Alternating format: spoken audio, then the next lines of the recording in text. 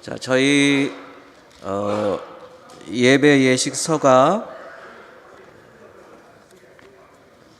이게 예배 예식서 개정된 예배 예식서이고요. 이 안에서 여러분 목회에 도움이 되시도록 간편하게 활용하실 수 있도록 해서 이 안에 있는 것들을 이제 뽑아내서 주일 예배나 목회 예식 중심적으로 그리고 매일 기도까지 해가지고 목차를 더 단순하게 하고 또 그 안에 있는 지문들, 설명 이런 것들을 다 빼낸 다음에 예식 성례와 목회 예식 관련된 것만 추려서 넣은 게 지금 여러분 받으신 핸드북이라고 부르는 성례와 목회 예식서입니다. 그 예배 순서나 내용 자체는 똑같습니다. 다만 그것에 대한 지문과 설명, 특별히 설명들이 이제 내용상 빠져 있다라고 보시면 되고요.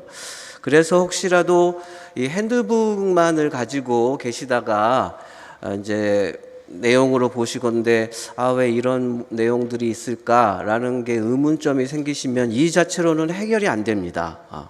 그래서 가능한 한 이 두 개를 같이 갖고 계시는 게 여러분 목회에 도움이 되시고, 특별히 여러 가지 바뀐 것들이 있는데 아무래도 예배라는 것은 이제 몸이 기억하고 경험되어지고 익숙해지는 거기 때문에 오랫동안 성례와 예배의 순서들이 익숙해졌던 회중들 입장에서는 아마 목사님들도 마찬가지겠지만요, 회중들 입장에서는 아니 이렇게 바뀐 게 왜 그렇습니까? 라고 질의가 들어올 수도 있고, 그래서 그것에 대해 대답을 하시기 위해서는 표준이 아니라 이 개정 예식서 자체를 갖고 계시는 것이 좋다고 생각이 듭니다. 그리고 이 자체에 대해서 설명이 다 되지 않는 게 있다면 그것은 이 예배 예식서 앞에 있는 이제 우리 개정위원들이라든지 또 위원회 통해서라든지 총회 통해서 언제든지 질의를 해주셔도 무방하고요. 저희가 충실히 대답하도록 하겠습니다.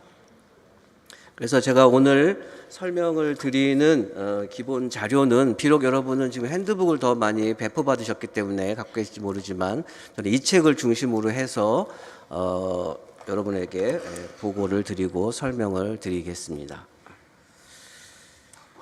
페이지가 좀 다르기 때문에 핸드북이에요. 조금 내용도 조금 다를 수 있습니다. 자, 제일 먼저 이 책에서 8페이지 개정 지침 한번 열어보시겠어요? 가지고 계신 분들은요. 개정 지침부터 말씀을 드리겠습니다.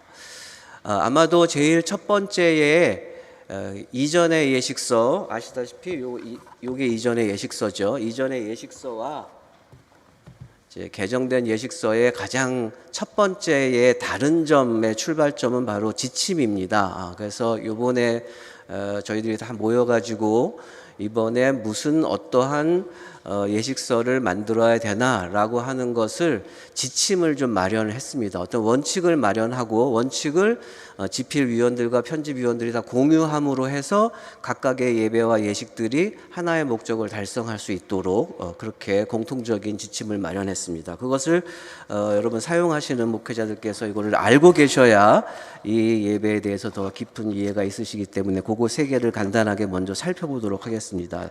세 가지 지침입니다. 첫 번째는 개신교의 예배 갱신의 전통을 이어가는 것이다 라고 되어 있습니다. 우리 김경진 교수님께서 목사님께서 쭉 설명하셨던 여러 가지 전통들에 대한 특별히 종교개혁적 전통들, 당연히 그것을 저희들이 잘 받아서 하는 것은 너무나 당연하고, 끊임없이 교회가 예배를 갱신하기 위해서라고 이렇게 되어 있는데, 예배라는 것을 갱신한다라는 게 무조건 문화적인 동화를 일으킨다든지 세속화를 의미하는 것이 아니라, 갱신의 궁극적인 목표는 조금 더 성경적으로 돌아가고 좀 더 주님의 뜻에 부합하는 그러한 의미로 갱신을 의미하는 것입니다.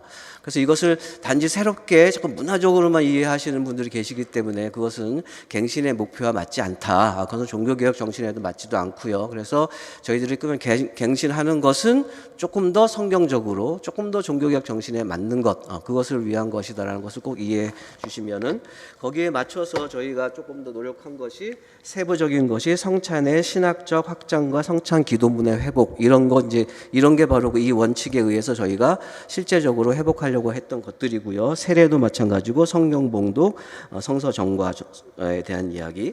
그 다음에 두 번째 지침은 회중이 참여하는 예배입니다. 회중 참여형 예배와 예식을 만들어 보자라는 게 두 번째의 노력이고요. 그러기 위해서는 물론 당연히 우리 지금 현대 회중들에게 맞는 언어, 또 어떤 분위기, 거기에 맞는 식순 등등에 대한 여러 가지 개념들이 다 같이 들어가야 되겠죠. 그래서 거기에 대한 구체적인 내용들이 회중 참여적 예배, 세대 통합적 예배, 또 성경적 예배적 언어, 또 매일 기도, 회중들이 함께 좀 더 목회에 도움이 되고 참여하기 위해서는 기존에 없었던 내용이 하나가 뭐냐 하면 매일 기도라는 부분을 맨 마지막에 넣어놨습니다. 매일 기도. 그래서 그 기도를 통해서 절기와 어떤 신앙인의 삶의 정황에 따라서 다 모범 기도문들을 넣었거든요. 그래서 그 기도문들을 가지고 함께 신앙생활 하시는데 도움이 될 수 있도록 하기 위함입니다. 그게 바로 두 번째의 원리를 적용한 내용입니다. 세 번째는 목회 지원입니다. 그래서 목사님들에게 이 목회가, 이 예식서가 정말 활용이 되는 그게 목적이니까요. 그래서 목회 지원. 그래서 그 구체적인 내용은 좀 지문을 통해서 실제적으로 여러분이 어떻게 이 예배를 인도해 나가는가라는 것들을 좀 구체적으로 제시를 하고요. 또 다양한 목회 정황에 필요한 예배들을 좀 더 발굴해 냈습니다. 그래서 그러한 내용들도 쭉 들어가 있습니다. 그 다음에 실용적인 적용을 할 수 있도록 노력을 했습니다. 그래서 이 세 가지의 지침을 가지고 저희들이 이제 개정 예식서의 목차부터 다 바꿔내기 시작했습니다. 그리고 처음에 나와 있는 거 목차 한 번만 좀 보시겠어요? 그래서 이전 예식서가 왼쪽에 보시다시피 일러두기부터 해서 1, 2, 3, 4, 5, 6, 7, 8 해서 이렇게 쭉 되어 있는데 여러분 좀 보시기에도 좀 많은 거를 집어넣고 다양하게 하려고는 노력을 했지만 좀 소팅을 하는 데 있어서 조금 부족함이 있었습니다. 좀 혼란이 좀 일으키게 되는 요소들이 많아서 이번에는 이제 개정 지침 서문 해가지고 매일 기도까지 조금 더 카테고리를, 범주를 좀 일목요연하게 보시기 편하도록 만들고, 또 거기에 맞춰서 다양한 예배들을 이제 분배를 해서 넣었습니다. 그래서 목차 개정을 했고요. 그 다음에 한번 16페이지를 한번 보시겠어요? 16페이지. 지금 이제 아까 말씀을 제가 지침이 이렇게 세 가지 원리가 있다라고 했다면 이 지침을 실제로 이 예배소에서 어떻게 적용했는가, 어떻게 실현했는가에 대한 그 설명이 지침 적용과 일러두기라는 내용에 다 설명이 되어 있습니다. 그 중에 몇 가지만 뽑아서 말씀을 드리겠습니다. 16페이지입니다.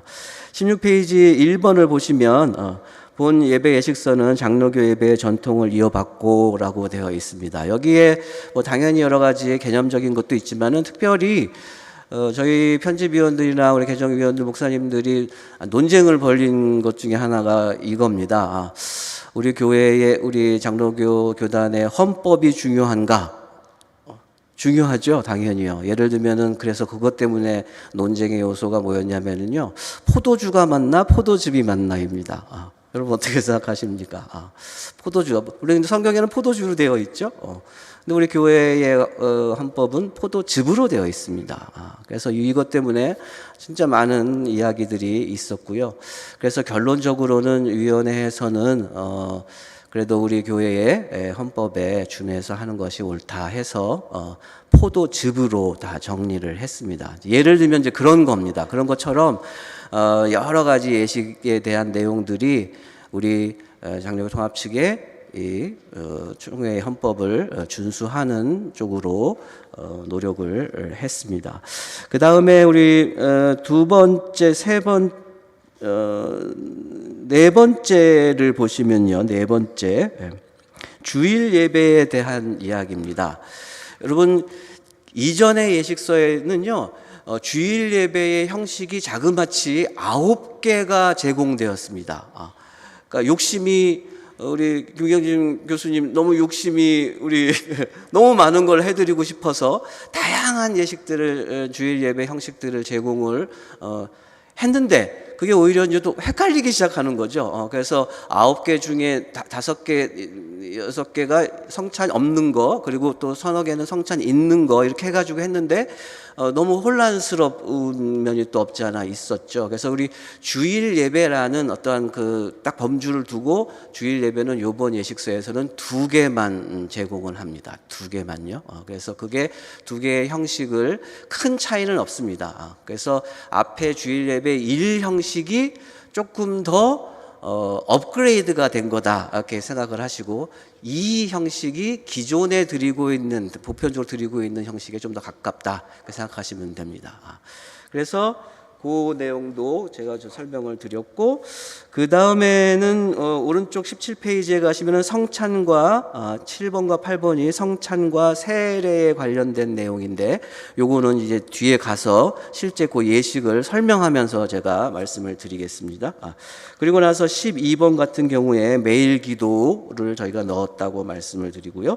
그 다음에 14번은 요거는 한번 같이 또 봐야 됩니다. 용어 정리에 대한 것입니다. 그래서 이 용어 정리가 우리가 습관화되어 있기 때문에 지금 당장 막 바뀌기가 쉽지가 않습니다. 그래서 그러나 저희가 이렇게 용어를 통일을 했다라는 거 알려드리고, 이렇게 통일된 용어로 이 예배 예식의 모든 내용들을, 순서들을 해놨기 때문에 여러분 꼭 숙지를 해주시면은 감사하겠습니다. 같이 한번 그래도 좀 익숙하게 하기 위해서 여러분 한번 눈으로 보시고 한번 같이 해보시죠. 예배로 부르는 예배 선언, 예배를 여는 기도, 이런 용어는 뭐라고 통일됐다고요? 예배로 부름으로 통일됐습니다. 그 다음에 임내송, 그리고 예배 시작할 적에 하는 그 기원을 통일됐고요. 참회 기도, 고백 기도 여러 가지 나뉘어져 있었는데, 참회와 고백의 기도라는 용어로 통일됐고, 사죄의 말씀으로 통일됐습니다. 그 다음에 이제 요 부분이 상당히 또 논쟁들이 많았던 내용인데요. 우리 소위 말하는 좀 잘못된 표현, 대표 기도라고 하는 그 기도의 용어가 무엇이 옳은가에 대한 이야기들이 많이 있었는데, 일단은 그냥 기도로 하고요, 통일하고 회중 기도 정도로 우리가 사용하는 것으로 논의가 돼서 이 본서에서 사용하고 있습니다. 그 다음에는 성령 조명을 위한 기도입니다. 이건 좀 생소하실 수도 있습니다. 그래서 이거는 우리가 말씀을 받을 적에 성령의 감동으로 함께 받기 위해서 먼저 하나님께 성령이 함께 하셔서 우리가 이 말씀을 받을 수 있게 해달라고 하는 그러한 의미에서 성령 조명을 위한 기도로 성경 봉독 그 전에 넣는 순서가 있습니다. 그 다음에 성경 봉독입니다. 성경 봉독으로 정리를 했고요. 혹시라도 신약, 구약, 복음서를 따로따로 이제 봉독을 하시는 경우에는 신약의 말씀, 구약의 말씀, 복음서의 말씀으로 따로 분리해서 사용하셔도 됩니다. 그 다음에 설교도 여러 가지 용어들이 많이 있는데, 설교와 말씀 선포라고 되어 있고요. 본서는 다 설교로 통일을 했습니다. 그 다음에는 이렇게 쭉 보시면 축도로 통일했습니다. 축도요. 강복 선언 뭐 이런 것도 있을 수 있겠지만요. 축도. 그 다음에 다 같이라는 용어보다는 다 함께라는 용어로 좀 더 이렇게 좀 포괄적인 의미로 사용했고요. 그 다음에는 우리 성도의 교제, 평화 인사의 교환, 이렇게 되어 있는데요. 이건 뒤에 가서 좀 제가 설명할 시간이 있을 수는 있겠지만은 그냥 지금 그냥 생각난 김에 평화의 인사라는 말과 우리가 자꾸 혼란을 일으키는 것은 교회 소식입니다. 교회 소식과 평화의 인사는 예배적으로 전혀 다른 내용입니다. 그래서 더 좀 전통적으로 한다면은 평화의 인사가 예배 안에서의 필수적인 요소이고, 교회 소식 자체가 전통적인 것은 아니죠. 근데 우리는 이제 그걸 합치어 가지고 교회 소식, 성도의 교제, 이런 것들을 함께 해가지고 인간적 덕담 나누는 거를 평화의 인사다 이렇게 이제 뭉뚱그려서 가는 것은 옳지 않아 보입니다. 그래서 이 주일 예배 순서 안에서 그것은 분명하게 위치도 교회 소식과 분리되어서 어느 특정한 곳에 가 있습니다. 그래서 그것도 한번 주목해서 보시기 바랍니다. 그리고 나서는 우리 성령 임재를 위한 기도가 또 이제 필요할 때가 있고요. 성례에서 중보기도라는 말은 이제 아시다시피 쓰지 않고 이웃을 위한 기도 또는 공동체를 위한 기도 정도로 사용하고 있습니다. 그리고 광고란 말은 쓰지 않고요. 예배일 경우에는 교회 소식이라는 말을 쓰고 예식일 경우에 이런 경우는 이제 알림이라는 말로 사용하시면 됩니다. 그 다음에 주기도입니다. 주기도문이 아니고요. 주기도로 사용하시기 바랍니다. 그리고 성찬에서 사용하는 이제 성찬 제정사라고 해서 그렇게 쓰실 수도 있고요. 그냥 우리가 성찬이라는 그 컨텍스트가 분명하다면 그냥 제정사라는 말로 통일을 했다라고 말씀을 드리겠습니다. 그래서 이 용어는 꼭 기억해 주시기 바랍니다. 자, 그 다음에요. 주일 예배 한번 가보시죠. 49페이지부터입니다. 49페이지. 그래서 아까 말씀드린 대로 주일 예배 형식은 주일 예배 1, 주일 예배 2가 있습니다. 주일 예배 1부터 각각 순서만 그냥 함께 같이 한번 이렇게 읽어보겠습니다. 순서만요. 주일 예배 1부터요. 제일 처음 시작하는 것. 시작. 예배로 부름. 두 번째 임내송. 세 번째 기원. 이거 이제 핸드북 여러분 다 똑같이 보시면 됩니다. 핸드북 안에 다 있습니다. 그 다음에 경배 찬송. 요거 보지 마시고 요거를 보시고 거기에는 없어요. 요거 예배 순서 49페이지예요. 50페이지. 자, 그다음에 참회와 고백의 기도, 그다음에 사죄의 말씀. 요 화면은 보지 마시고 책을 보시기 바래요. 그다음에 아까 제가 말씀드린 평화의 인사가 여기에 있습니다. 평화의 인사. 그래서 하나님 말씀 받기 전에 이제 말씀 예전 들어가기 전에 저희가 함께 교제하는 그 진정한 의미의 화목해하는 그런 의미에서 평화의 인사가 있고요. 그 다음에 영광송. 그리고 나서 이제 하나님 말씀 받기 위해서 준비하기 위해서 뭐가 필요해요? 성령 조명을 위한 기도. 그리고 성경 봉독. 이제 성경 봉독 하실 적에 거기에 들어가 있는 하나님 봉독자 하나님이 오늘 우리에게 주시는 구약의 말씀 이렇게 해가지고 그거를 서로 나누실 수 있다면 더욱 좋고요. 혹시라도 여기에는 없지만 혹시라도 조금 더 의미를 부여한다면 가능한 한 하나님 말씀은 좀 일어서서 받으시는 것도 의미가 더 있습니다. 그 다음에는 찬송이고요. 그 다음에 설교, 그 다음에 응답 찬송. 그 다음에 신앙 고백이 있습니다. 이 신앙 고백의 순서가 형식 2인 경우는 앞에 가 있습니다. 우리가 기존에 많이 쓰시던 방식이죠. 신앙 고백이 앞에 있죠. 그러나 전통적으로는 개혁 전통에서는 신앙 고백이 설교 뒤에 있습니다. 그래서 이 순서도 그렇게 이해를 해주시기 바라고요. 그리고 나서 세례가 있다면 세례를 하시고, 세례의 순서는 전통적으로 설교 후에 있는 겁니다. 어떤 경우는 막 앞에 왔다 갔다 하시는데 전통적인 경우에 꼭 설교 뒤에 있다라는 걸 꼭 알아주시고요. 그 다음에 봉헌과 기도가 있고, 그 다음 이제 54페이지 넘어가시면 이제 또 생소한 게 또 하나 있죠. 회중 기도입니다. 아까 제가 기도라고 했던 우리 소위 말하는 대표 기도라고 하는 그 회중 기도의 순서가 여기에 있는 게 정통적입니다. 이게 우리가 저 앞에 가 있죠. 그래서 형식 2에는 앞에 가 있습니다. 그래서 형식 2를 쓰셔도 되는데 또 전통적으로 하시려면 이게 뒤에 가 있는 거 이때 기억하시면 됩니다. 그리고 나서 이제 성찬입니다. 자, 성찬 한번 같이 보겠습니다.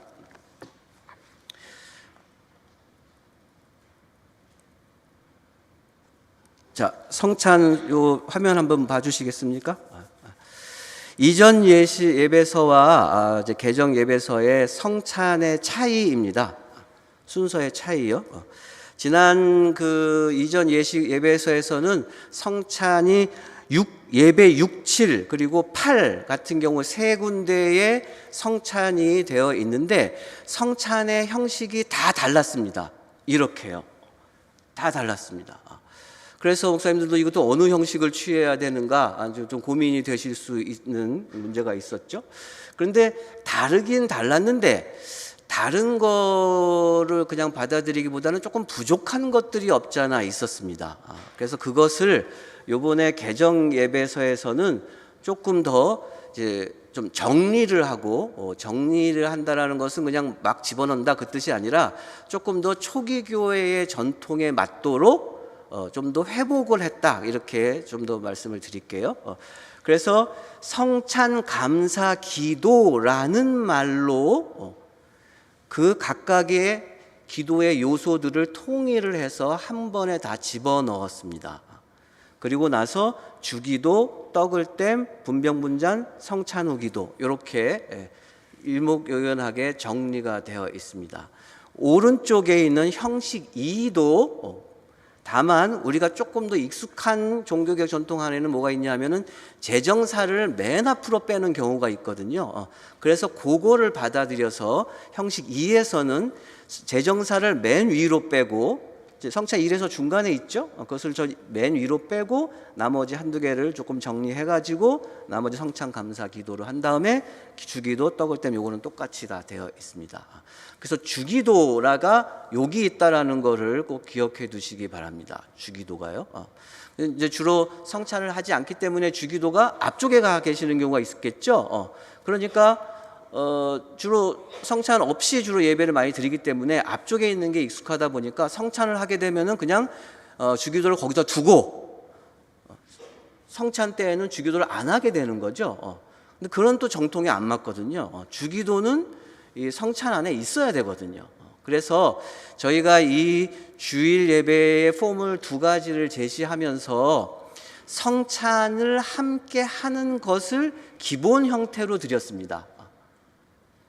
그러니까 성찬이 있다라는 전제를 가지고 예배의 주일 예배의 구성을 맞췄기 때문에 우리가 성찬이 없는 것으로 자꾸 만들어 놓은 것에 맞추다 보면 좀 이상하게 느껴질 수 있다라는 것을 말씀을 드리겠습니다. 다만 성찬을 선택으로 하는 것이지 성찬이 원래 없는 예배 이런 것은 개념은 없습니다. 성찬이 없는 예배라기보다는 성찬을 잠깐 그때 선택하지 않았다 그런 의미로 이해해 주시기를 바랍니다.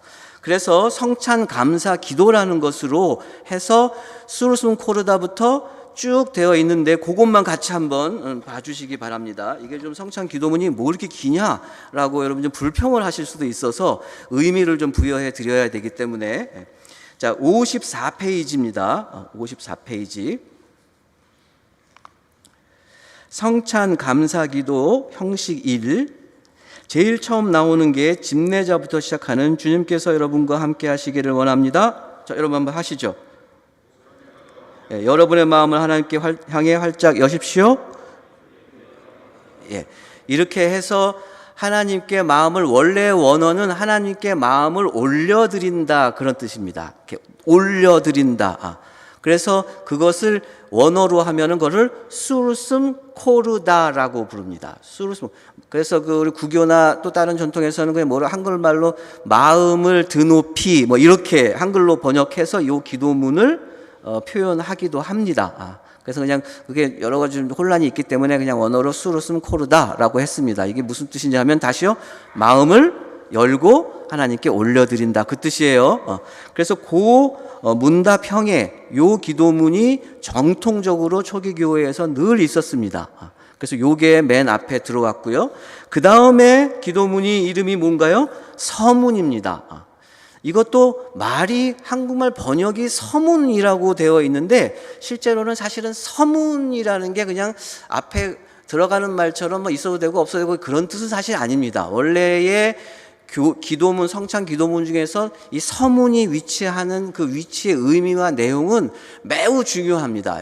아주 그냥 간단히 말씀드리면은 그리스도의 창조부터 그리스도의 구원의 사건에 대한 것을 좀 요약해 놓은 내용입니다. 그래서 로마 가톨릭이나 좀 구교에서는 이거를 뭐라고 부르냐 하면은 서문이라는 말보다는 캐논이라고 부르기도 합니다. 캐논. 캐논이라는 게 되게 정경 그런 뜻이잖아요. 엄청 중요한 말이잖아요. 캐논이라고 할 정도로 요 서문의 내용이 중요하다. 그렇게 생각을 했습니다. 그래서 말은 이 서문이라고 프리페이스로 계속 써서 서문이라고 되어 있지만 내용적으로는 매우 중요하다라는 것을 꼭 기억해 두시기 바랍니다. 그래서 그게 두 번째 서문입니다. 세 번째는 뭐죠? 삼성송, 그 서문, 그 중요한 서문의 내용을 받고 하나님께 거룩을 찬양을 하고요.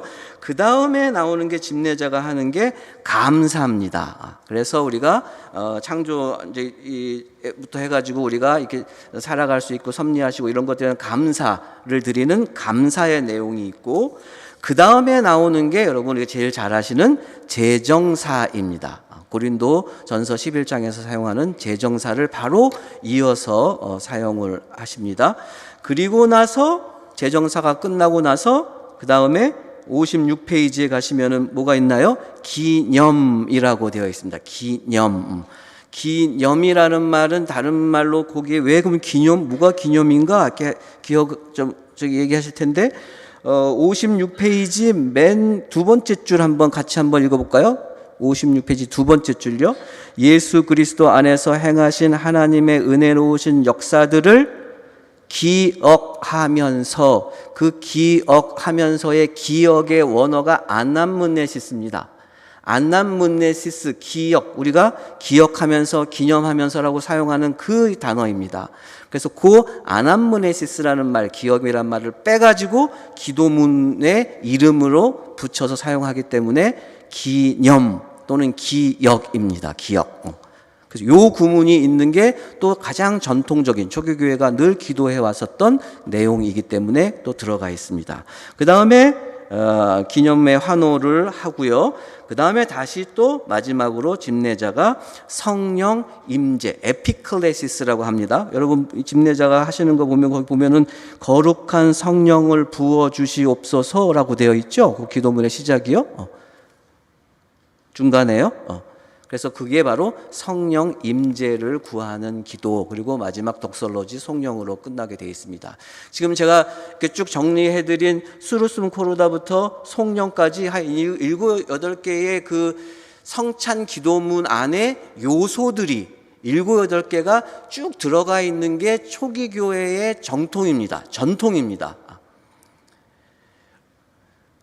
저희 제자분께서 대구 경북에서 목회를 하시는, 담임 목회를 하시는데 요거 개정되자마자 요거 가지고 성찬을 했더니만 카톨릭 같다고 엄청 혼나셨다고 그래요, 장로님한테. 예. 그래서 제가 가서 어떻게 하면 좋냐고 그래가지고 카톨릭적 같은 게 아니라 카톨릭을 더 앞서가서 그 전의 거다. 카톨릭이라는 그런 동방서방 그걸 나누기 이전에 더 초기교회적인 것이다라고 얘기해라. 초대교회적인 것이지 카톨릭적인 게 아니다. 맞습니다. 그래서 제가 사실은 자료들을, 초기교회 전통들 자료들을 제가 쭉 이렇게 사실 쭉 이렇게 갖고 온 이유가, 혹시라도 여러분들이 그 관심이 있으시면은 이렇게 하려고 뭐 누가복음부터 디다케, 백년경 문서, 사도전승, 250년경 이거 문서까지 다 갖고 왔어요. 왜냐하면 그걸 증명하기 위해서. 이게 카톨릭적인 게 아닙니다. 원래 250년경 문서에 이미 다 저렇게 있었단 말이에요. 그래서 이것을 초기교회 전통을 회복하는 것으로 자꾸 이해를 하셔야 되는데, 여러분들이 거기에 충격받고 막 이렇게 이제 마음에 녹으시면 안 됩니다. 자, 그 다음에 그래서 성찬 감사 기도문이라는 것을 형식을 1과 2를 뒀다라는 거 꼭 기억하시고, 원래는 당연히 지금 거기에 저희가 파란색으로 기도문 거기다가 파란색으로 서문 이렇게 써 있잖아요. 원래 초기교회 전통 기도문에는 없죠, 그런 말이요. 다만 여러분들의 이해를 돕기 위해서 제가 파란색으로 써놓은 것 뿐입니다. 그래서 그 자체는 그 예식서에서 사용되는 건 아닙니다. 여러분들을 위해서 쓰는 거고, 그러한 그냥 이름이 붙여졌다. 그렇게 이렇게 정리를 하지 않으면 목사님들이 예배를 드리시다가, 성찬 드리시다가 기도문이 길다고 짜증내시면서 마음대로 생략을 하실까봐 걱정이 돼서 결국은 재정사만 남을까 봐 걱정이 돼가지고 그럼 다시 또 원래로 돌아가 버리는 거잖아요. 그러시면 안 되기 때문에 그 요소들을 빼시면 안 됩니다. 다만 그 요소의 기도문이 너무 길다, 서문의 기도문이 너무 길어, 좀 줄이실 수는 있겠지만, 감사의 기도문을 좀 줄이실 수는 있겠지만 그 요소들은 가능한 한 다 갖고 계시라고 말씀드리기 위해서 각 제목들이 있다라는 거 꼭 이해해 주시기를 바랍니다. 자, 그 다음에요, 떡을 땜이 있는데요. 예, 주기도가 당연히 있고요. 그 다음에 떡을 땜이 있습니다. 떡을 땜은 뭐나, 분병분자는 알겠는데 떡을 땜은 뭐지? 예. 아까 어제 저기 청주에서도 그랬고, 아까 우리 목사님 얘기해 주신 것도 그렇고, 이 성물을 이렇게 분병분잔을 하기 전에 그걸 떼는 과정의 어떤 모습을 드러내는 것이 주로 여기에서 많이 의미하는 바입니다. 물론 그것은 매우 좀 필요하기도 하고 전통적으로 있기도 했고요. 그럼 왜 떡만 떼나? 잔도 드는데? 그래서 잔과 떡을 다 같이 포함해서 그냥 떡을 땜이라는 용어로 대부분 예배 안에서 그냥 용어화되어 있습니다. 떡을 땜이라는 것은 잔을 붓고 잔을 올리는 것도 같이 다 포함되어 있는 용어다라고 이해를 해주시고, 요게 필요하다라면 무슨 의미인가를 굳이 이야기한다면, 이것을 가지고 기존에 있었던 떡을 진짜로 쪼개는 과정, breaking 한다고 그러죠. breaking the bread, 이렇게 breaking 한다라는 의미 자체가 상징적으로 그리스도의 몸이 찢어지고 쪼개진다라는 의미가 같이 다 들어있기 때문에 그것을 목회자, 이제 인도자가 실제로 보여주는 행위입니다. 이렇게 보여주고 그것을 올려서 엘리베이션이라고 해서 이렇게 들어서 보여주는 이런 행위이기 때문에 이 자체가 예전적으로 매우 중요하고 늘 해왔었던 거라서 저희들이 이것이 지문화되어 있지 않으면 그냥 막 쑥 지나가 버리는 거거든요. 그래서 이것은 여기에도 설명이 잘 돼 있으니까 요것을 그냥 없는 것처럼 막 지나가지 마시고 가능한 한 좀 연습도 해보시고, 이렇게 너무 부스러지는 빵 말고 좀 이렇게 좀 찢어질 수 있는, 그리스도의 몸이 찢어진다, 우리를 찢어진다는 것을 보여줄 수 있는 그런 빵을 가지고 이렇게 한번 해보시면서 그것을 회중들과 한번 공유해 보시기를 꼭 바라는 마음에서 그 순서를 잊지 마시기를 바랍니다. 자, 그 다음에 우리 세례로 넘어가겠습니다.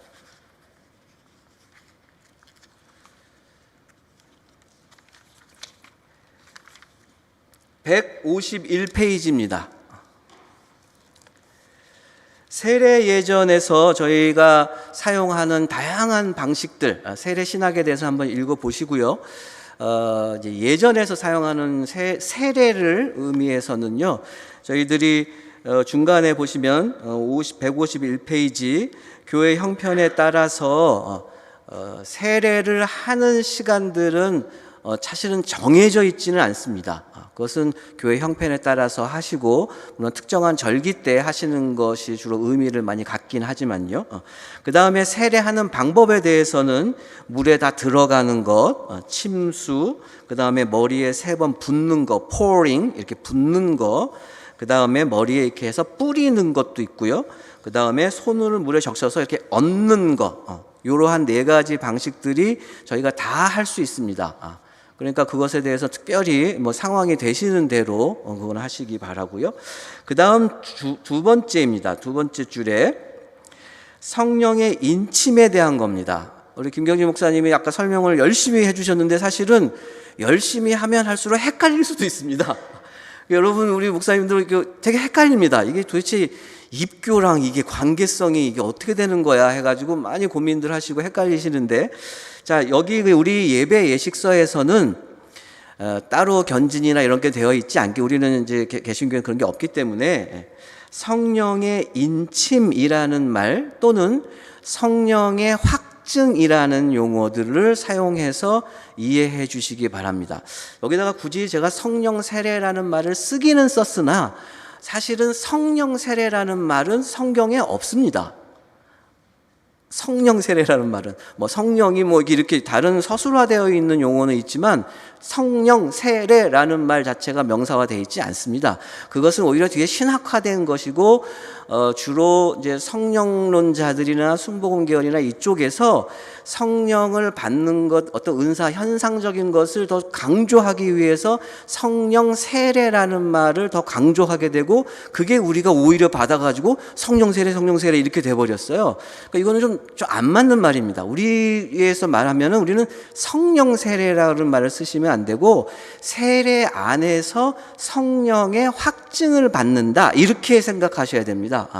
그래서 성경 안에 보시면은 예수님이 세례를 받으시고 물에서 나오시니까, 그리고 누가복음 같은 경우에는 기도하실새 성령이 임하셨다 그러면서 성령이 뭘 하셨죠? 예수님에 대한 확증을 해주잖아요. 그것처럼.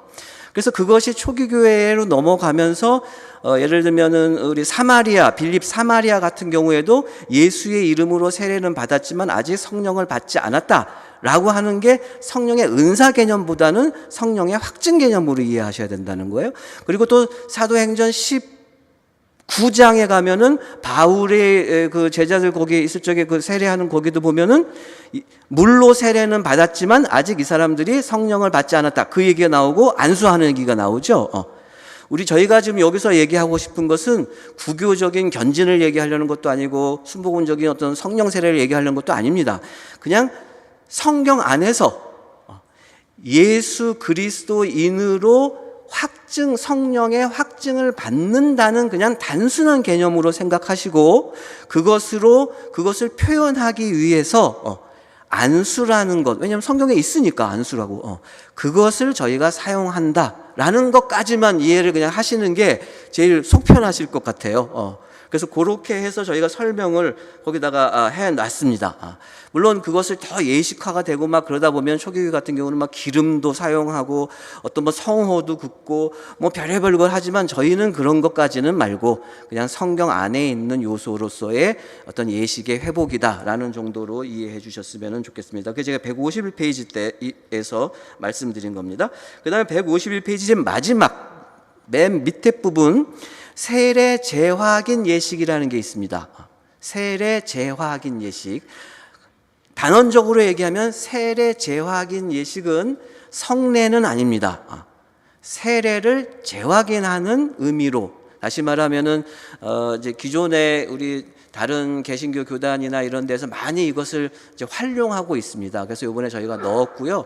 이것은 예를 들면은 개인적으로 다시 이제 하나님을 떠났던 사람이 하나님께 다시 돌아오면서 공동체 안에서 제가 그래도 세례받은 사람인데라고 확인을 해주고 다시 한번 재다짐하는 의미 정도, 또는 공동체가 교회 공동체가 조금 분란이 있었다든지 주님을 떠나 있었던 어려움이 있었다가 다시 돌아와서 세례 공동체로 주님 앞에서 다시 한번 재확인하는 그런 의미 정도의 예식이다, 그렇게 생각하시기 바랍니다. 성례는 아니에요.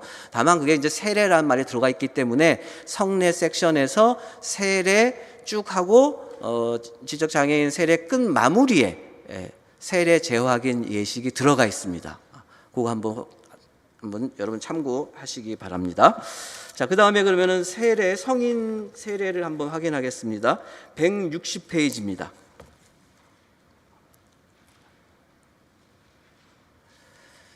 자, 세례 순서입니다. 이전 예식서와 개정 예식서가 뭐가 세례가 달랐는지를 한번 이 표로 한번 설명을 먼저 드리겠습니다. 이전 예식서에서는 세례가 두 개의 형식이 나옵니다. 하나는 주일 예배 때 형식으로 나오는데, 주일 예배 때 형식은 다 바쁘고 막 그러니까 시간이 없고 하니까 짧게 되어 있습니다. 오히려 주일 예배 때는 간략하게 되어 있고, 세례 예식이 이제 찬양 예배나 좀 다른 때에는 좀 길게 되어 있습니다. 두 가지의 형식으로 지금 이전에 해왔습니다. 아마 익숙하실 겁니다.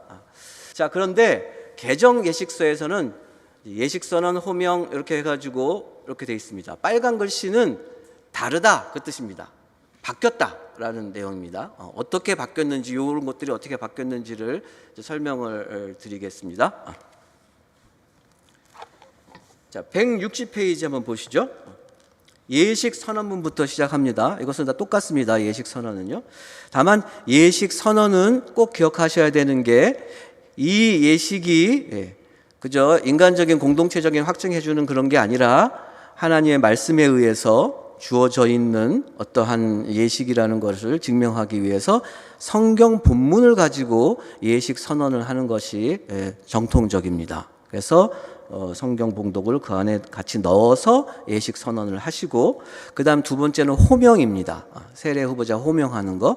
이 호명이 기존 예식서와 조금 다른 거로 한다면은 이 호명을 할 적에 이제 우리 뭐 집례자가 하셔도 되는데 누구 이름을 이렇게 불러도 되지만 이제 회중의 대표가 호명을 해서 집례자가 앞에 계시면은 그 단으로 이렇게 안내하는 그런 과정도 여러분 사용하셔도 괜찮습니다. 그래서 그것도 한번 적용을 해보시라고 그렇게 만들어 놨습니다. 그 다음에 세 번째가 앞에 나오면 악의 거부와 서약이라는 순서가 있습니다.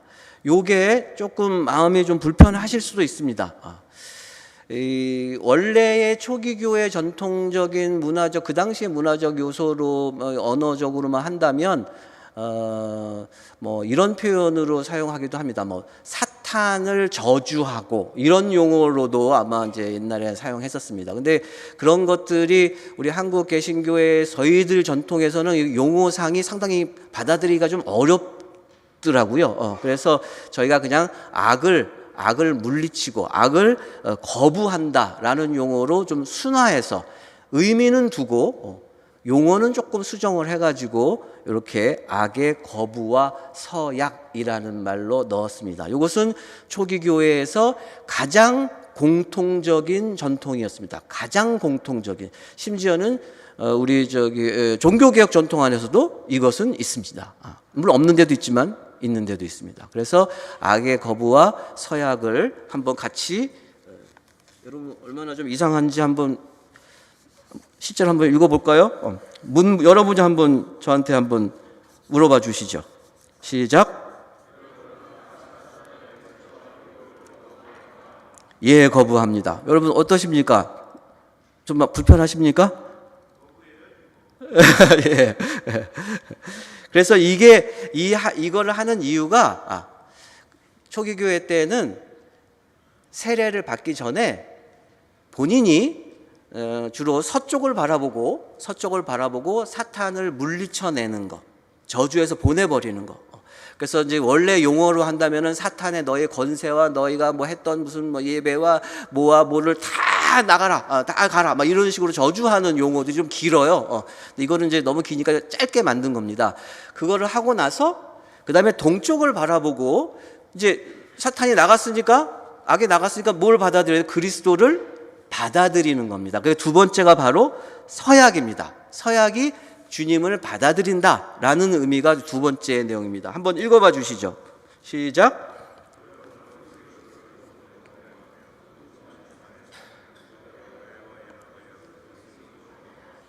예, 서약합니다. 그래서 거부하고 받아들이고 이 두 개를 악의 거부와 서약이라는 용어로 정리를 해서 간단하지만 의미는 거기다 두었습니다. 자, 그 다음에는 신앙 고백이 있습니다. 신앙 고백.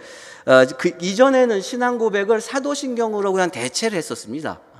그런데 세례식에서는 신앙 고백은 문답식으로 하는 게 더 옳습니다. 그래서 저희는 문답식으로 해서 삼위에 대한 것으로 문답으로 해서 넣었습니다. 초기교회 같은 경우는 이것을 한번 그냥 창조주에 대한 고백하고 물에 들어갔다 나오고 또 성령하고 들어갔다 나오고 이렇게 한 적도 있습니다. 그래서 저희가 다 그렇게 할 수는 없겠지만 이렇게 해서 따로 정리를 해서 신앙 고백을 이렇게 하고요. 그 다음에 세례수에 대한 감사 기도가 있습니다. 세례수에 대한 감사 기도 같이 한번 그 앞에 처음 것만 한번 읽어보실까요? 시작. 하나님은 모든 만물을 새롭게 하시나이다. 생명의 샘이 주께 있사오니 주의 빛 안에서 빛을 보나이다. 그 다음에 세례수 위에서 하나님의 영을 보내사 이렇게 되어 있는데 좀 엄격하게 말하면은 초기교회 전통으로 한다면은 이 물이 이제 세례를 줘야 되는 물이기 때문에 성령이 임해서 거룩한 물이 된다라는 좀 단순한 개념의 사실 기도문이었었습니다. 그러나 저희가 너무 그렇게 하면은 조금 더 좀 무속적 개념이 될 것 같아서 저희 같은 경우는 이것을 그 의미는 두되 그것을 조금 더 세례수와 더불어서 우리 공동체 안에 함께 하나님 주님 성령이 임하셔서 이 세례를 이끌어 가셔달라라고 하는 간구의 기도로 세례수에 대한 감사 기도로 용어를 정했습니다. 자, 그다음 페이지 162페이지 보시면 세례와 안수입니다. 세례와 안수. 세례는 기존의 세례와 같습니다. 다만 하나가 달라진 게 하나 더 있습니다. 예문이입니다. 세례의 구문입니다. 세례 구문 자체예요. 예문 1은 여러분 익숙하게 늘 하시는 구문이니까 주 예수를 믿는 누구누구에게 내가 성부와 성자와 성령의 이름으로 세례를 주노라. 아멘. 이 구문은 익숙하시죠? 두 번째 구문 같이 한번 읽어보시죠. 시작.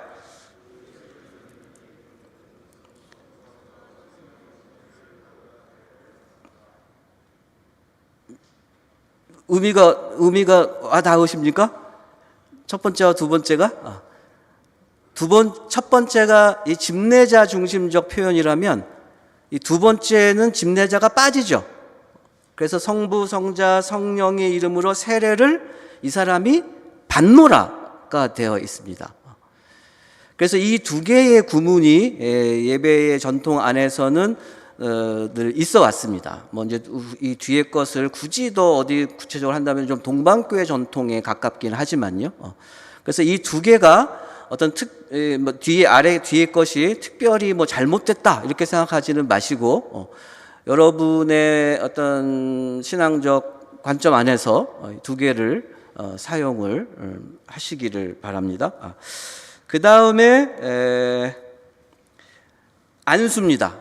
아까 제가 설명드렸던 성령의 확증하는, 그래서 세례를 좀 더 완성시켜가는 과정으로서의 확증하는 것을 안수를 통해서 기도를 하시는 것으로, 그래서 세례와 안수라고 하나 안에 넣었습니다. 왜냐하면 이거를 분리를 하면 또 이게 막 분리가 돼가지고 특별한 무엇인가 막 돼버리면 또 복잡해지니까 그냥 세례하고 안수하는 것으로 성경적으로 같이 그냥 넣었습니다. 그래서 예문 1만 같이 한번 안수하시면서, 물론 기름을 바를 수도 있어요. 그러나 뭐 선택이시니까 그 자체의 의무감을 갖지는 않으셔도 됩니다. 안수하시면서 그 예문만 한번 읽어봐 주시죠. 시작. 주님, 누구를 성령으로 지켜주셔서 영원토록 주님의 소유가 되게 하시고 영생에 이르기까지 날마다 새롭게 살아가게 하소서. 요 기도문까지 좀 넣어서 좀 더 성경적인 세례를 완성을 하시길 바라고, 그 다음에 회중과 서약, 뭐 이제 선포 이런 것들은 다 같습니다. 앞에에 가서요, 요번에 우리 예식서가 달라진 것 중에 하나가 155페이지 아동입니다. 아동 세례요. 그래서 아동 세례는 거기 각주 보시면 7세에서 12세의 아동에게 주어진다. 그래서 이 총회의 헌법에 되어 있고요. 그래서 이때에 사용하실 수 있도록 아동 세례 문답집도 나와 있으니까 그것도 사용하시기 바랍니다. 여기서 다른 것만 하나만 살펴보겠습니다. 아동들이 그래도 최대한 7세에서 12세라는 게 사실 분포가 큽니다. 지적 능력에 있어서 7세와 12세는 천지 차이거든요. 그래서 이 아이들이 어느 정도까지 자기가 신앙 고백을 할 수 있을까에 대한 것은 참 뭐 다르게 사람마다 다르겠죠. 그래서 이 예식서에서는 특별히 악의 거부와 서약 부분, 그리고 신앙 고백 부분, 이것이 자기가 표현하는 거기 때문에 이것을 최대한 아이들에게 맞춰서 쉽게 표현해 보려고 애를 썼습니다. 쉽게 표현해 보려고요. 그래서 그것도 한번 보시고, 그러나 원래가 사용했던 그 용어나 거기에는 조금 부족할 수 있습니다. 그렇지만은 궁극적 목적이 아이들이 자기들이 하는 게 중요하기 때문에, 그래서 예를 들면은 악을 거부한다 이런 것들을 좀 표현을 여러분은 하나님 말씀을 따르는 착한 사람이 되기 위해 나쁜 마음과 행동을 버리겠는가 이렇게 좀 말을 좀 쉽게 바꿔서 했으니까 여러분이 거기에 아이들에게 맞춰서 원래 성인이 하는 것이든 이 아동이 하는 것이든 사용을 하시기 바라고, 또 신앙 고백에 있어서도 또 그렇게 말을 좀, 신앙 고백도 사실 그냥 어렵잖아요. 그래서 그것도 쉽게 좀 바꿨으니까 그것도 사용해 보시기를 바랍니다. 자, 그리고 이제 마지막 아까 세례 재확인 예식 또 한번 그냥 보는 눈으로 한번 확인해 보시면 되고요. 그리고 진짜 마지막입니다. 마지막으로 아까 우리 김경진 목사님도 얘기를 해주셨는데 임직식에 관련된 겁니다.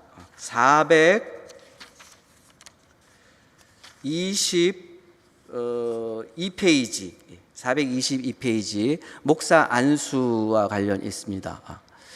이거는 특별히 우리 저희 개정위원장님도 계속 많이 강조하시고, 왜냐하면은 실제로 이거를 여러분 이제 교회 노회나 이런 데서 사용을 하셔야지 되는데 이제 노회 차원에서 한다면은 목사 안수와 가장 밀접한 관계가 있어서 여러분들 요거는 꼭 한번 보고 가셔야 될 것 같습니다. 자, 그 전에도 안수 예식에 대해서는 여러 가지 폼들이 있었는데 지금 2개로 정리를 했습니다. 2개 정리. 1번이 거기 보시면 419페이지에 보시면 목사 안수 1이 각주에 보시면 이 예식은 본교단 총회 2018년 103회에서 목사 안수 예식위원회를 통해서 마련되었다라고 이게 되어 있어서 총회에서 나온 겁니다. 그래서 이거를 기준으로 해서 삼으셔서 당연히 총회 산하의 노회에서 이걸 사용하시는 게 너무 당연한 거죠, 사실은요. 자, 그래서 그걸 보시면 422페이지 집내 이제 안수위원회를 구성하셔서 하기 때문에 그 안수위원회를 통해 가지고 안수위원장 집내하시고 안수부자 호명하시고 서약하시고 성령 임재를 위한 기도하시고, 그다음에 등단, 그다음에 안수례가 있고 기도하고, 아까 우리 말씀하신 것처럼 악수례가 있고요. 이제 여기까지 하기에는 너무나 조금 부족해서 더 넣은 게 425페이지 넘어가서 선포 수요에서 426페이지 가시면은 수요하고 스톨 차게 하는 것까지 들어가 있고요. 하나 더 넣었습니다. 그래서 권면과 세종례까지도 넣었습니다. 세종례. 아까 우리 김 목사님 얘기하시기로는 구교가 상하관계라면 우리는 평등이다. 그러면 사실 이거는 좀 더 나가는 거죠. 더 나가서 오히려 우리가 신임 우리 목사들을 우리가 섬기겠다, 그런 의미까지도 이 세종례에 담았습니다. 그래서 요 예식을 정말 좀 많이 활용해서 우리 개신교가 목사 안수에 너무 이렇게 좀 미흡하다라는 좀 그런 뒷소리를 좀 안 들을 수 있도록 노회에서 많이 좀 협조해 주시기를 바랍니다. 자, 저는 여기까지 하겠습니다. 네, 고맙습니다. 끝까지 잘 참석해 주셔서. 특별히 다시 한번 앞에서 이야기했습니다만 우리 차 교수님 전체적인 연구진들이 있었습니다. 10여 명의 연구진들이 있었는데 그 연구원들을 이끌고 우리 김경진 교수님이 전체 틀을 잡아주시고, 제가 정장복 교수님 때에도 위원으로 김경진 교수님과 같이 참여를 했었고, 이번에 전체적인 진행 정리는 우리 차 교수님이 정말 수고를 많이 해주셨습니다. 다시 한번 우리 수고하셨다고 박수해 주시면 고맙겠습니다.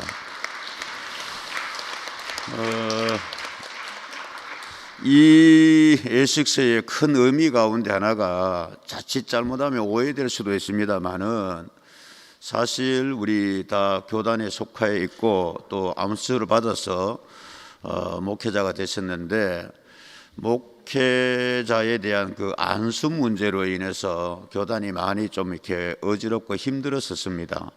그 노예마다.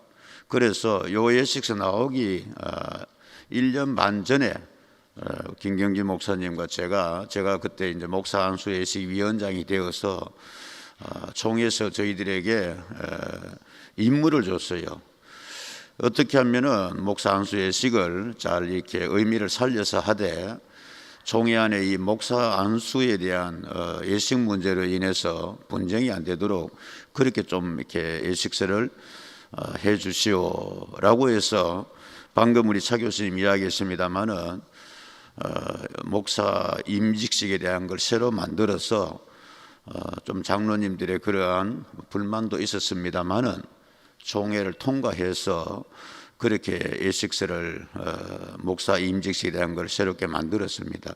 말씀을 드린 이유는 그럼에도 불구하고 아직 이렇게 개 노회에서 이걸 잘 지키지를 않은 노예들이 있었습니다.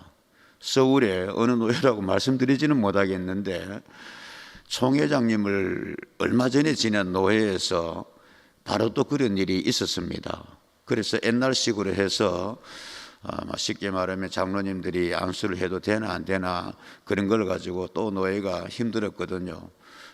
우리 김경진 목사님이 말씀을 하셨습니다마는 캐톨릭에 있어서는 누구에게 안수받느냐, 어느 주교에게 안수받느냐, 그걸 뭐 잘못하면 이렇게 영적 출세계를 볼 수 있습니다마는 그런 것도 대단히 중요시하게 생각을 그렇게 했습니다. 그렇기 때문에 드리고 싶은 말씀은 어렵게 정리해서 통과했는데 오늘 이렇게 참석하시고 가셔서 우리 교단의 예배 예식이 좀 예식서에 합해가 준해서 좀 지켜주셨으면 노예에서도 그렇고 교회에서도 그렇고 그렇게 부탁을 좀 드려봅니다. 그래서 다 같이라는 용어 하나도 다 함께로 그렇게 해서 좀 해주시면 또 노예 이모님들도 많이 오셨는데 특별히 노예 임직식을 그렇게 좀 지켜서 해주시면 대단히 고맙겠습니다. 참여해 주셔서 고맙습니다. 감사합니다. 예, 목사하고 마치겠습니다. 광고 하나 드리겠습니다. 지하 주차장에 주차하신 분들은 나가시면서 주차 할인권을 받아가시기 바랍니다.